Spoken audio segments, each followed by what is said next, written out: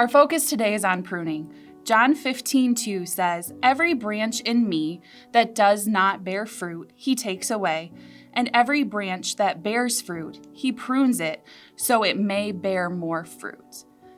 Now, I'm not much of a gardener or a landscaper, and so my understanding of pruning was a bit off. I thought when a gardener was pruning a plant that they would just cut off what was dead or what was dying or what was overgrown.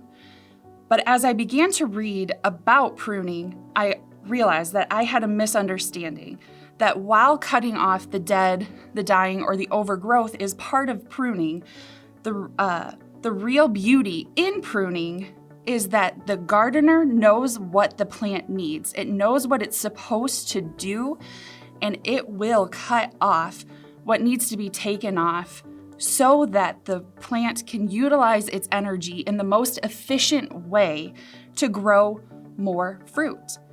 And so the beauty of this to me is that the gardener truly knows the plant, and there's an intimate relationship between the two. And it's not a needless relationship. The gardener knows the plant's needs and will take away what needs to be taken away for more growth.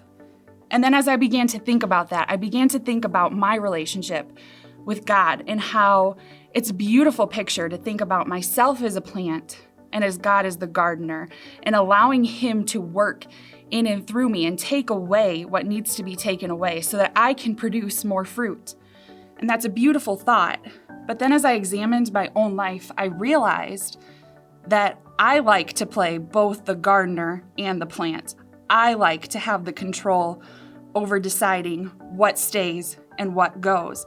But what I'm missing out when I play both of those parts is the unique and intimate relationship with God, where He can speak to my heart and say, no, like this is going to hurt a little bit. We're going to take this off. We're going to peel this back so that you can grow more fruit.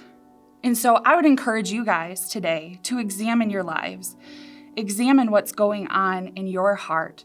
Are you playing both parts of plant and gardener? Or are you sitting down and saying, God, be with me. Holy Spirit, prune me.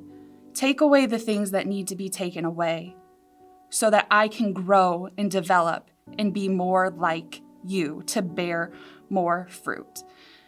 And I would just encourage you to pray a prayer as simple as that throughout your day. Take moments to quiet yourself and say, God, how can you prune me better today?